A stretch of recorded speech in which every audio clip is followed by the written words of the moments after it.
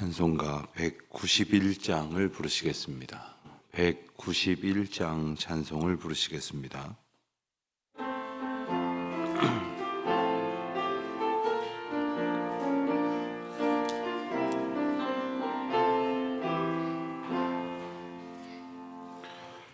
내가 매일 기쁘게 순례의 길 행함은 주의 팔이 나를 안보함이요, 내가 주의 큰 복을 받는 참된 비결은 주의 영이 함께함이라. 성령이 계시네, 할렐루야 함께하시네. 좁은 길을 걸으며 밤낮 기뻐하는 것 주의 영이 함께함이라. 전에 죄에 빠져서 평안함이 없을 때 예수 십자가의 공로 힘입어 그 발 아래 엎드려 참된 평화 얻음은 주의 영이 함께함이라. 성령이 계시네, 할렐루야 함께하시네.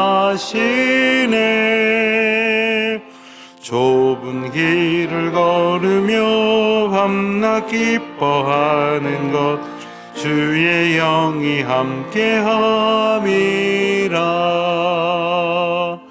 나와 동행하시고 모든 염려하시니 나는 숲의 새와 같이 기쁘다. 내가 기쁜 마음으로 주의 뜻을 행함은 주의 영이 함께함이라. 성령이 계시네, 할렐루야 함께하시네. 좁은 길을 걸으며 밤낮 기뻐하는 것 주의 영이 함께함이라. 세상 모든 욕망과 나의 모든 정욕은 십자가에 이미 못을 박았네. 어두운 밤이 지나고 무거운 짐 벗으니 주의 영이 함께함이라. 성령이 계시네, 할렐루야 함께하시네. 좁은 길을 걸으며 밤낮 기뻐하는 것 주의 영이 함께함이라.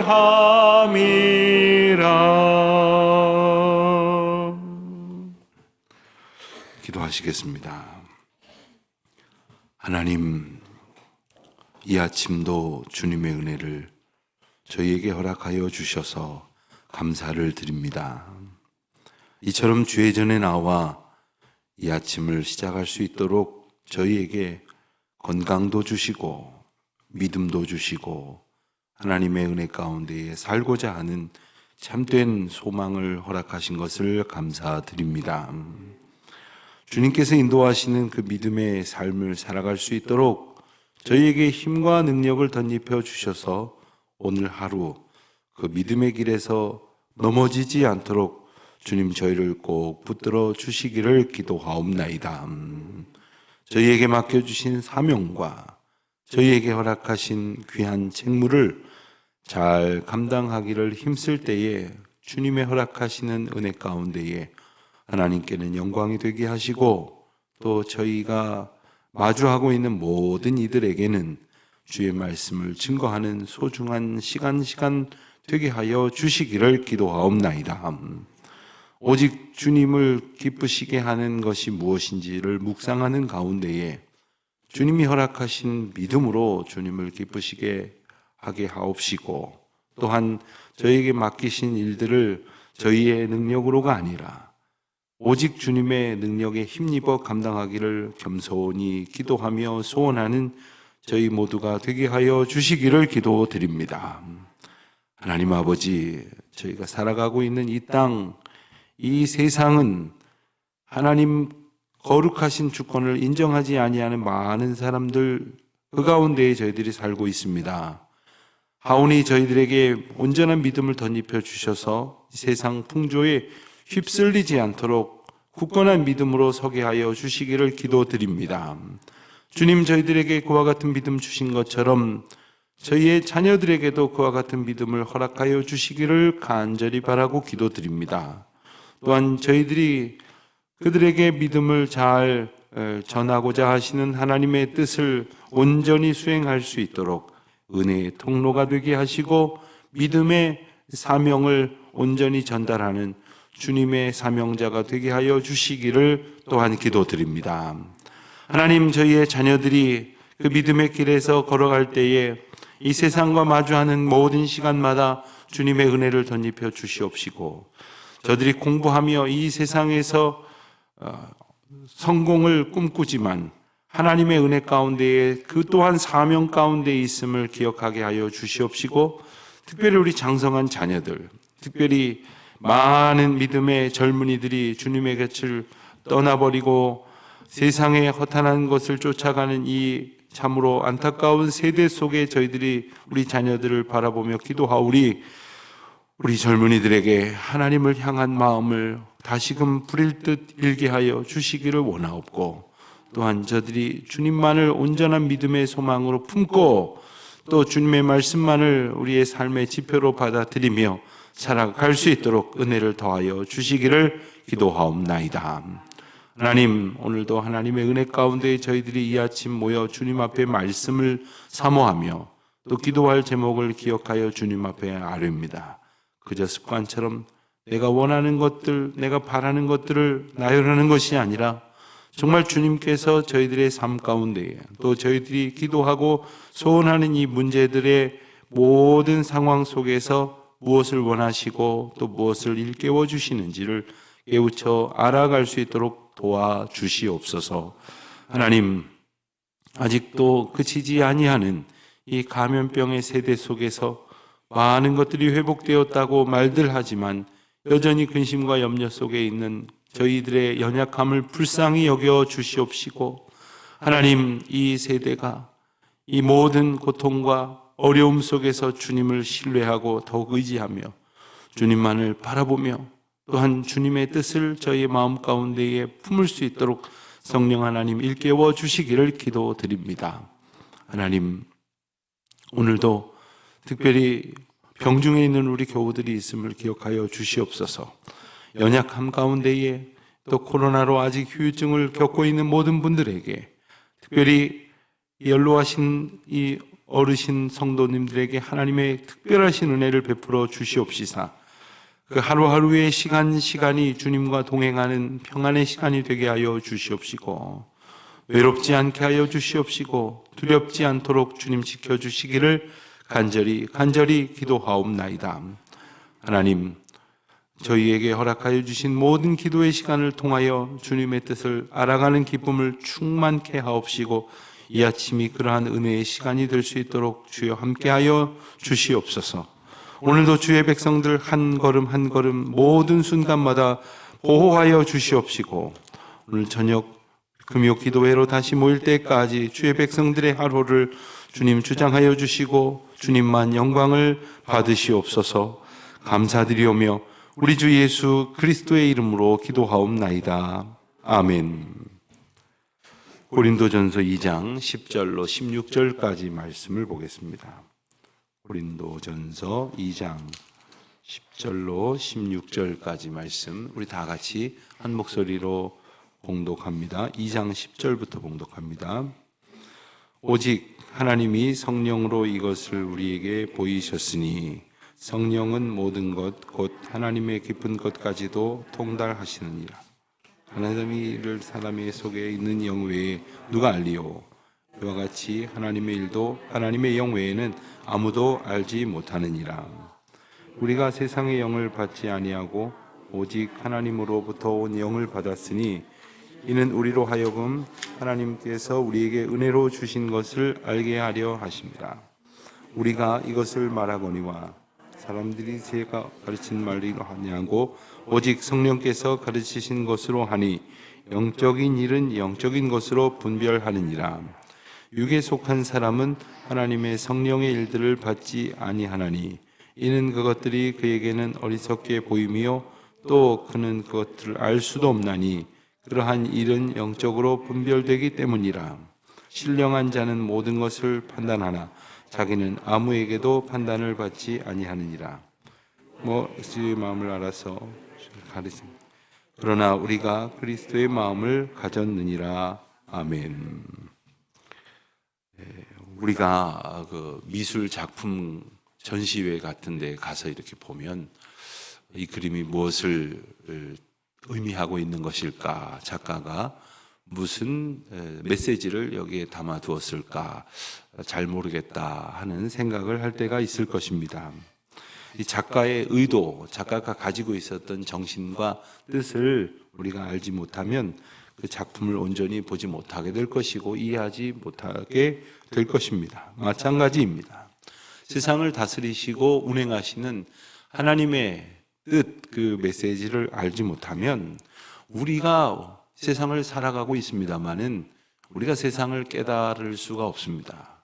도무지 알 수 없다 하는 탄식만 계속해서 우리 입에서 나올 뿐입니다. 하나님이 다스리시는 세상에서 또 하나님이 인도하시는 우리의 삶을 살아갈 때 우리가 하나님의 뜻을 안다는 것은 그래서 너무나도 소중합니다. 그리고 하나님의 은혜와 경륜과 하나님이 어찌하여 이런 일을 내게 주셨는지 우리 앞에 어떤 의미로 이런 일이 있었는지를 깨달아 갈 수 있게 하시는 것이 바로 하나님의 은혜입니다. 그렇다면 어떻게 해야 하나님의 뜻을 우리가 깨달아 알 수 있을까? 오늘 10절 말씀을 보면 하나님이 성령으로 이것을 우리에게 보이셨다 했습니다. 성령으로 우리에게 보이셨다. 우리가 보고자 하는 대로 보는 것이 아니라 성령으로 우리에게 보여주셨다 하는 겁니다. 성령을 통해서 하나님의 뜻을 볼 수 있게 하셨다 하는 겁니다. 이것을 우리에게 보이셨다고 했는데 이것을 한때 이것은 바로 어제 우리가 본 말씀, 즉 감추어진 하나님의 지혜를 의미합니다. 하나님의 지혜는 하나님의 은혜로 성령의 인도하심을 통하여서가 아니고서는 볼 수가 없습니다. 감추어진 비밀이었는데 하나님께서 그 비밀을 드러내십니다. 그래서 계시라고 하는 뜻이 뭐냐면 감추어진 것이 드러나다. 근데 드러내시는 하나님의 은혜를 얻어야만 그것을 우리가 볼 수 있는 것이지요. 하나님 편에서는 우리에게 보이셨으나 우리가 그것을 볼 수 있기 위해서는 성령을 받아야 한다는 겁니다. 성령의 은혜를 통해서만 우리가 제대로 볼 수 있다 하는 겁니다. 10절 하반절을 보면 성령은 모든 것 곧 하나님의 깊은 것까지도 통달하시느니라. 성령이 우리로 하여금 하나님의 뜻을 깨닫게 하십니다. 그러니 우리가 이게 도대체 무슨 일일까? 왜 하나님께서 이렇게 행하실까? 왜 내 삶에 이런 문제가 있을까를 고민할 때에 아무리 밤새도록 머리를 쥐어짜고 고민해봐야 아무 소용이 없습니다. 이것을 우리가 모르지 않음에도 불구하고 사실 어떤 문제가 우리 앞에 딱 벌어지면 우리는 잠을 못 이루고 고민을 합니다. 그러나 그때에 주님의 평강과 성령의 은혜를 구하고 하나님께서 주신 평안으로 우리 마음이 정말 세상에서 줄 수 없는 평강 가운데 들어서게 되기를 기도해야 할 것이며 또한 성령의 은혜를 우리에게 주심으로 우리가 하나님께서 보여주시는 그 뜻을 알아갈 수 있어야 할 것입니다. 우리의 삶 가운데에 죄가 죄로 보이는 것도 그래서 성령의 인도하심으로만 가능한 겁니다. 우리의 삶에 하나님의 은혜가 가득히 부어졌다고 하는 것을 깨닫는 것도 하나님의 영이 임할 때 가능한 겁니다.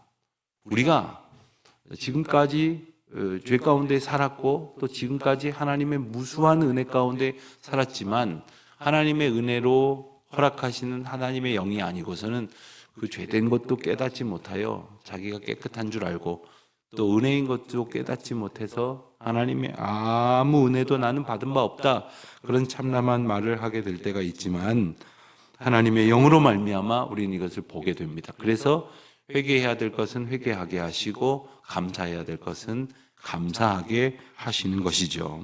근데 하나님의 영은 아무에게나 허락되는 것이 아닙니다. 그것은 바로 육에 속한 자가 아니라 영에 속한 자에게 주신다 하는 하나님의 원리를 우리가 깨달아야 됩니다.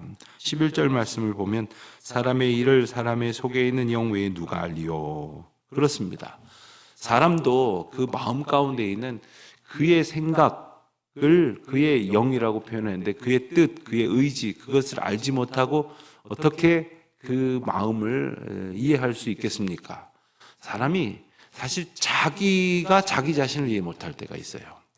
그것도 파편적으로 피상적으로 생각할 때에는 도무지 이해할 수 없습니다만은 자기 속에 있는 자기 중심을 통해서 자기 스스로를 돌아볼 때에 자신이 스스로의 일을 깨달을 수 있는 것처럼 하나님의 일도 아무리 우리가 지식이 많고 경험이 많고 또 여러 가지 통찰을 가졌다고 할지라도 하나님께서 주시는 하나님의 영 외에는 아무도 알 수 없으니 날마다 성령의 깨우쳐 알게 하시는 은혜를 우리가 소원하고 주여 우리에게 주님의 영을 얻어 주의 뜻을 보게 하여 주옵소서 하는 기도를 드려야 할 것이겠습니다. 12절 말씀을 보면 우리가 세상의 영을 받지 않고 하나님께로부터 온 영을 받았으니 했습니다. 그렇습니다. 우리는 바로 성도들입니다. 바울이 지금 성도들에게 이 사실을 일깨워 주고 있습니다. 당신들은 세상의 영을 받은 자들이 아니라 하나님의 영을 받은 사람입니다. 그러니 세상의 생각에 휩쓸려서 분쟁하고 갈등하고 남을 판단하고 미워할 때가 아닙니다. 이 이야기를 하려는 겁니다. 여러분, 어제 하루를 살고 또 지난 한 주간을 살고 지난 한 해를 살고 이 시간들을 돌아보면 우리가 이 하나님의 은혜에 입각해서 하나님의 영으로 힘입어서 다른 사람들을 긍휼히 여기고 중보하고 이해하고 그리고 돕고 섬기며 살았는가? 그렇지 않고 판단하고 비방하고 공격하고 외면하고 다른 사람들과 나를 구분지어서 나를 우월하다고 스스로 자고하고 그렇게 살아간 많은 일들이 얼마나 많았겠습니까? 이 전부 다 세상의 영에 휘둘린 바 된 그 생각의 결과라는 겁니다. 하나님의 영에 사로잡힌 사람들, 바로 하나님께서 주신 은혜를 알게 된다 하는 겁니다. 사람을 볼 때도 어떨 때는 그 사람이 그냥 미울 때가 있어요. 뭐 어떤 때이겠습니까? 어떤 영에 사로잡혀 있을 때이겠습니까?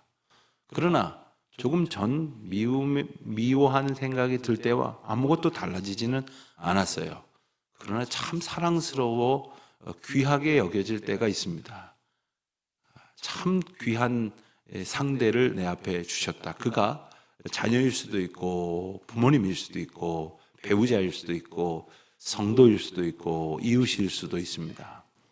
그때는 우리가 바로 하나님의 거룩한 은혜의 영에 사로잡힐 때 그것이 가능한 거예요. 나의 인격으로 내가 의지적으로 내가 사랑해야지 한다고 사랑하게 되는 것이 아니라 우리 안에 사랑이신 하나님의 영이 풍성할 때 사랑할 수 있게 되는 거죠.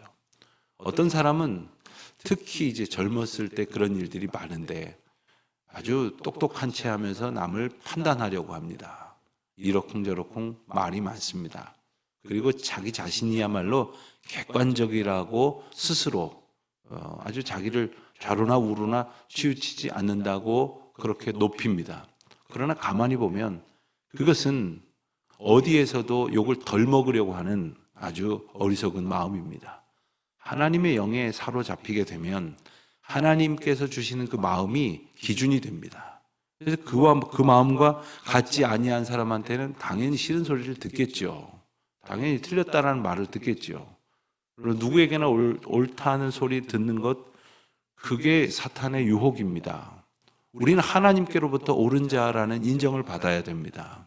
사람들한테 이 사람도 좋은 사람이라 저 사람도 좋은 사람이라 소리 들으려고 해서는 안 되고, 오직 하나님의 주시는 영에 의해서 우리의 삶의 옳고 그름을 스스로 깨우칠 수 있도록 주님의 은혜를 덧입어야 한다 하는 사실입니다.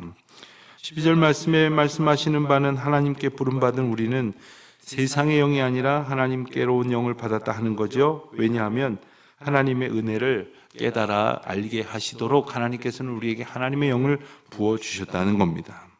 이 하나님의 지혜란 뭐냐면 하나님께서 보여주시는 것을 알 수 있는 그 비밀, 하나님의 비밀을 알 수 있도록 하시는 은혜입니다. 하나님의 성령께서 십자가의 메시지를 전파하여 이 사람들이 깨닫게 하지 않으신다면 아무도 깨달을 수가 없는 겁니다. 사실 그 은혜가 깨달아질 때가 있습니다. 도무지 뭐가 뭔지 모르겠다 하였다가 그것이 깨달아질 때가 있습니다. 그것이 우리의 생각 속에 잡혀 있을 때가 아니라 성령의 은혜에 완전히 사로잡힐 때, 성령께서 보게 하신 그 은혜로 보게 하시는 것이죠. 그것이 바로 말씀의 은혜이고 성령의 은혜입니다. 언젠간 그 아내와 미술 작품 전시회를 보러 간 적이 있었는데, 아까 말씀드린 것처럼 정말 뭐가 뭔지 모르겠다 하는 생각이 드는데, 그 도슨트라고 하죠. 그 작품을 해설하는 해설사가 설명을 이렇게 하고 있는데, 처음에는 사람들이 와 몰려가지고 설명을 듣길래 저기 가까이 가서 이러고 들으려니까 제가 앞으로 가면 제 뒤에 있는 사람은 아무것도 못 볼 거 아니겠어요? 그래서 듣나 안 듣나 별 다른 게 있을까? 그래서 좀 뒤로 물러서 가지고 듣는 둥 마는 둥 했어요. 들리는 대로 들으면서 그것을 보니까 너무 놀라운 거예요. 저런 깊은 의미가 있었구나. 저런 깊은 어떤 배경을 이해하고 보니까 달라 보이는 거죠. 하나님의 말씀인 성경도 마찬가지이고 하나님께서 운행하시는 우리의 삶의 역사도 마찬가지입니다. 하나님께서는 우리를 육에 속한 사람으로 세상에 두지 아니하시고 영에 속한 사람으로 하나님의 사람으로 살게 하셨다는 거예요. 그와 같은 은혜를 다시금 일깨워 주고 있는 것이 바울의 오늘 메시지입니다. 14절을 보니까 육에 속한 사람은 하나님의 성령의 일들을 받지 아니한다고 했습니다.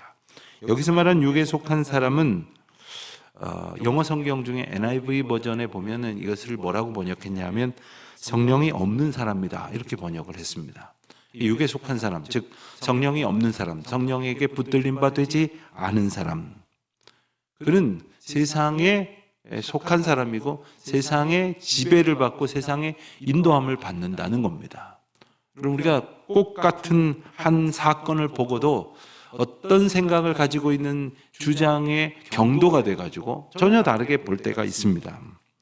육적인 사람, 이런 사람들은 영적인 일을 받아들이지 아니한다고 했어요. 자, 이 앞에 영적인 거룩한 역사가 있었는데 육에 속한 사람, 즉 성령이 그 가운데 없는 사람은 그것을 우습게 여기는 거예요. 어리석게 여기는 거예요. 예를 들어서 열심히 기도하고 열심히 하나님의 은혜를 사모하며 신앙생활을 하는 사람을 육에 속한 사람은 그 이상한 사람 취급한단 말이에요. 거기 가서 그렇게 중얼거리고 눈물 콧물 흘리고 기도한다고 하면 뭐가 달라지냐 하는 마음으로 말할 때가 있습니다. 그 하나님의 성령의 일들을 받아들이지 아니하는 육에 속한 완악한 사람들입니다. 여러분, 하나님의 거룩한 역사는 우리가 다 헤아릴 수도 없음에도 불구하고 그 성령의 은혜를 요만큼이라도 받지 못한 사람은 그 자체를 이렇게 우습게 여길 수 있다는 것이죠. 그러므로 14절 하반절에 보면 그것을 알 수도 없나니 그러한 일을 영적으로 분별되기 때문이라. 이것이 하나님의 거룩한 영적인 역사인지 아닌지를 분별할 수 있는 것도 우리의 지혜가 아니라는 거예요. 성령의 은혜를 힘입어야만 이것이 하나님의 일인지 아닌지를 알 수 있다는 거예요. 영 분별의 은사를 얻어야만 우리가 그 거룩한 하나님의 역사인지 아닌지를 알 수 있다는 거죠. 영 분별의 은사는 뭐 기도원의 원장님에게만 필요한 것이 아닙니다. 오늘 우리에게 필요한 것입니다. 오늘 삶에 벌어지는 이 한 가지 한 가지 일들이, 내가 만나는 이 한 사람 한 사람의 한마디 한마디 말이 하나님을 기쁘게 하시는 것인지 그렇지 않은 것인지를 깨달아 알 수 있기 위해서는 성령이 우리 안에 역사하셔야 돼요. 그래서 깨닫게 해 주셔야 한다는 것이죠. 15절을 보면 신령한 자는 모든 것을 판단하나 했습니다. 여기서 말하는 신령한 자란 앞에 14절에 말하는 육에 속한 자와 대조되는 의미입니다. 그리스도의 마음을 가진, 성령의 내주하시는 은혜를 얻은 그런 사람은 모든 것을 판단한다. 무슨 말씀입니까? 하나님의 능력에 힘입어서 하나님께서 허락하시는 모든 것을 깨달아 알 수 있다는 거예요. 우리로서는 알 수 없죠. 그러나 하나님께서 깨달아 알게 하실 때 그 모든 것을 깨달아 알 수 있는 것입니다. 그러나 자기는 아무에게도 판단받지 아니하느니라. 무슨 말씀입니까? 아무에게도라는 말은 세상의 가치와 관점을 가진 이들로부터 판단받을 수 없다는 겁니다. 하나님의 거룩한 역사, 비록 참 부족한 인생이고 연약한 인생이고 어리석은 인생이 보이는 일이라 할지라도 신령한 자가 되었을 때, 즉 하나님의 영이 그 삶을 붙드는 삶이 되었을 때 그 일은 누구도 판단할 수 없다는 겁니다. 이 말씀의 의미를 기억해야 됩니다. 나를 아무도 판단할 수 없어, 이게 아닙니다. 내가 성령의 사람으로 사로잡혀 갈 때에 아무에게도 판단받을 수 없다는 겁니다. 이 말씀의 또 다른 뜻은 내가 누군가에게 어떤 판단을 받을까에 더 이상 휘둘리지 않는다는 거예요.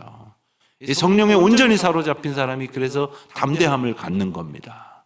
성령에 온전히 붙들림 받은 사람은 죽음마저도 두려워하지 않는 겁니다.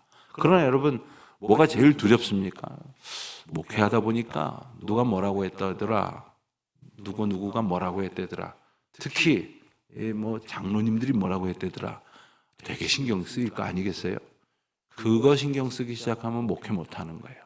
근데 하나님이 뭐라고 말씀하실까? 하나님이 지금 이런 상황 속에서 어떻게 깨닫기를 원하실까? 하나님의 뜻은 뭘까? 하나님 어디로 이 공동체를 인도하실까? 하나님이 뭐라고 이 공동체에 말씀하시기를 원하는가? 여기에 붙들림 바 되어야지 목사는 목사의 역할을 하는 것이고 성도는 성도의 역할을 하는 거예요. 그런데 교인들은 뭐라고 그러는가? 여기에 휘둘려가지고 사람이 사람의 생각을 쫓아가기 시작을 하면 그 가운데에 역사하는 거룩한 역사를 우리는 알지도 못할 거예요. 주님이 마음이 어디에 있으신가? 주님의 거룩한 역사를 마음에 소원하는 가운데 더 이상 사람의 판단에 휘둘리지 않게 된다 하는 거죠.